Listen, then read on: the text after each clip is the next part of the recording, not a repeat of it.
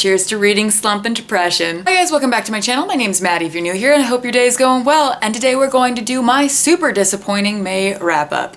And honestly, the books that I did read, I enjoyed most of them, I think. I don't really remember. I only read 7 books in the month of May. April, I read 19. Who has time for consistency, right? Don't even know her. So we're gonna get into some deets right now. But I haven't had a 7-book wrap up in years. I don't remember the last time I only read 7 books in a month. It's fucking ridiculous to me. And 2 of them were graphic novels. So it's like, I only read 5 books, like full-length novels. It's really upsetting. So let's go into the graphic novels first. They were completely forgettable. I gave both of them 2 stars.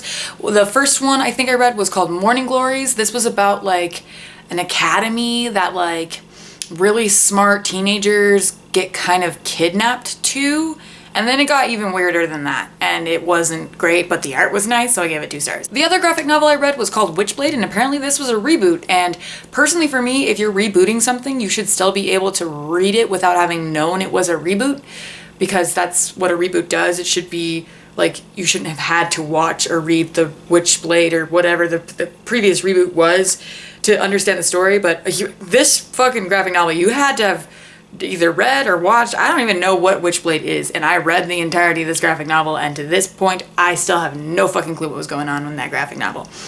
Just was not my cup of tea. Moving on to the adult books that I read in the month of May. The first one that I read, which is my favorite book of the month, was The Unbound Empire by Melissa Caruso. I knew I was going to love this. This is the final book in the trilogy of the Tethered Mage series. If you've been on my channel for a little bit, you've probably heard me talk about this. I most recently described this series as like Game of Thrones plus the Borgias. It's got this beautiful, rich Venetian world. It's got a main character who's very smart, and she's just very politically minded, and she's got so much. I love this series. It's very hard to describe this series without like going on for a really long time, but I do want to reread the entire series. I need to pick up the second book in the series because I think I borrowed that from a friend. But I read this really quickly, gave it 5 stars. Definitely want to give it another read. Like, I want to binge read this series. So if you guys are interested in buddy reading this, I will organize that after I've finally gotten around to organizing the Night Circus buddy read that I still haven't gotten to. It's coming. Don't give up on me. I say I'm gonna do things and then it takes me forever to do them. We all know this. We got this. If you're interested in this series, you should be, because it's amazing.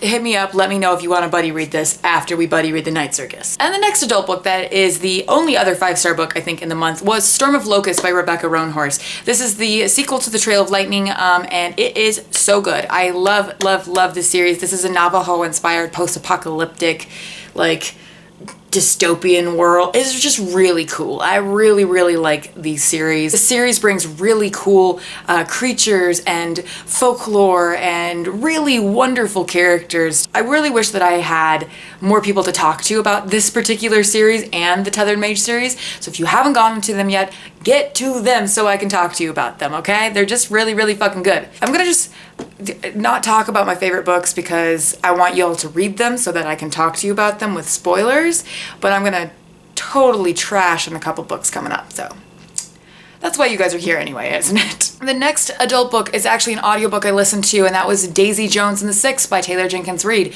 I gave this 3 out of 5 stars. I wouldn't necessarily say it was disappointing. I had seen some not great reviews before it came out, and then when it did come out, everyone was hyping it up and like talking about how the audiobook was so great.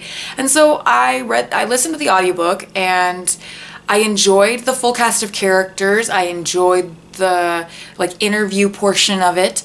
But this is about a 1970s rock band, and for that particular premise, this wasn't as salacious as I thought it would be, and honestly the ending was so underwhelming for a Taylor Jenkins Reid novel. Like, I've only read Evelyn Hugo by her, and I do want to read more, but I just felt like Evelyn Hugo's ending is devastating, whereas Daisy Jones and the Six was just like, that was it? That's how we're ending the book? It just didn't feel as shocking and as groundbreaking as I thought it would be. It did really interesting things with reproductive rights and drug addiction and kind of the relationship with people have to music and people's relationships with just each other. But I just felt like Evelyn Hugo sets a bar and is really good, and Daisy Jones is like down here somewhere.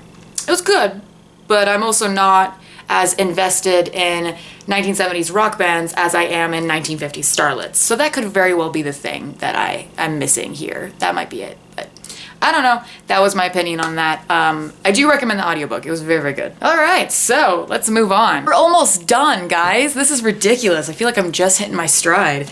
Okay, so the next book we're gonna be talking about is Aurora Rising by Jay Kristoff and Amy Kaufman.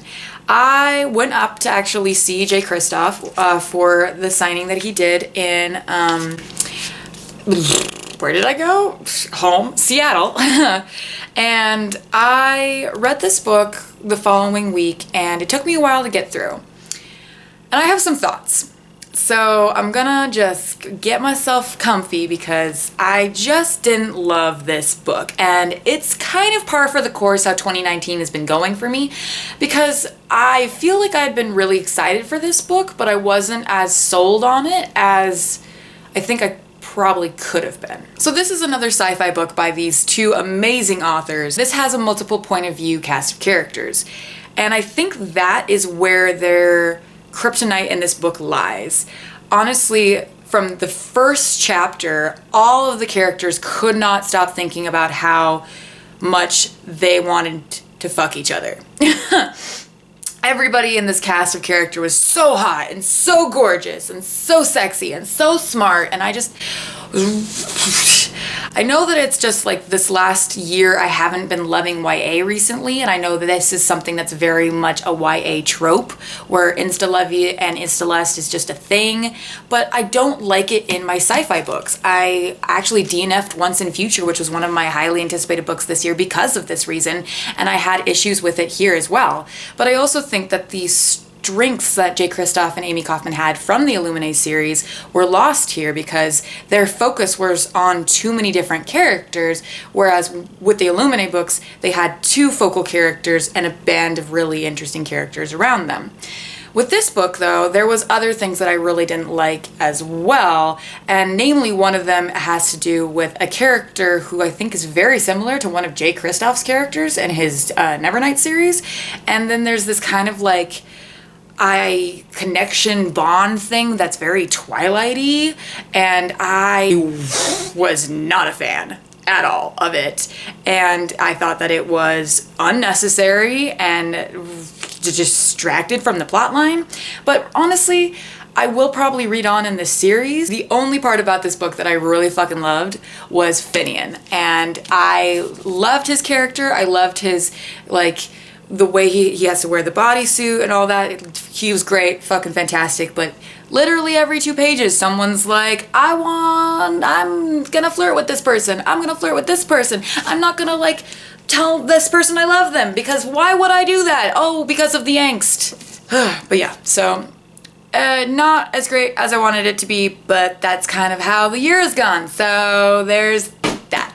All right, so the last book, and probably everybody's most excited book for me to talk about, is The Wicked Saints by Emily Duncan. So this book has been a hot topic recently, and I read it going in not with any expectations. Like, I knew I was reading a Grisha-verse fan fiction with a Kylo Ren romance.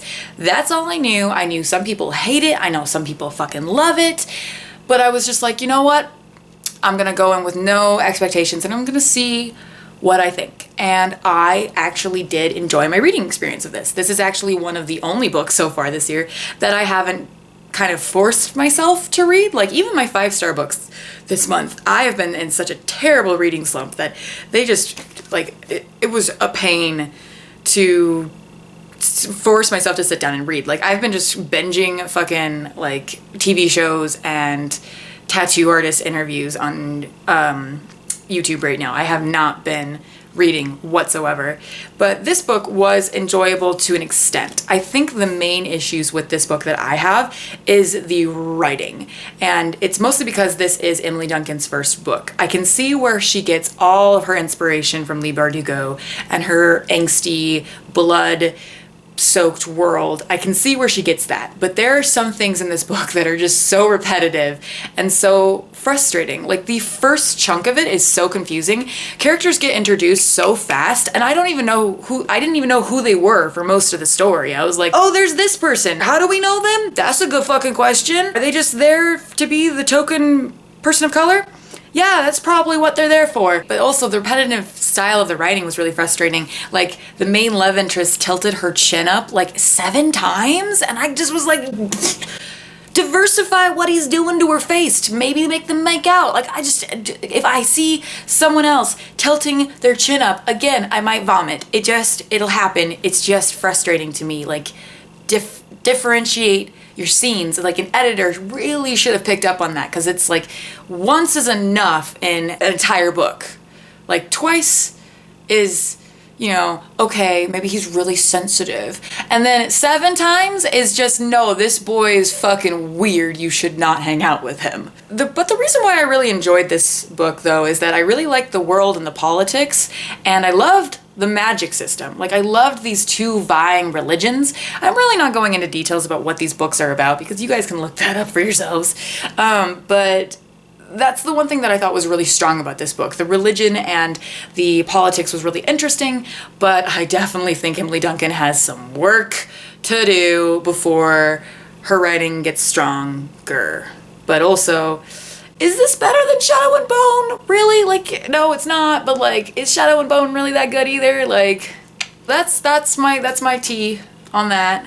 It's not really even that tea. I enjoyed reading that. Like, weirdly enough, the book that I have, like, the most problems with, I actually still enjoyed. So that's weird, but I don't know. But yeah, guys, so that was my May wrap up. I hope you enjoyed. I've already finished one book in June. This is June 1st, and I've already finished a book. So we're already getting off to a way stronger start. But I hope you guys had a better month in May, reading-wise. Leave down below all of the books that you read, or some of the books that you like, some of the books you didn't like, what your opinions are on the books that I read. And I'm gonna go now, guys. Like, subscribe, all the good stuff. Bye!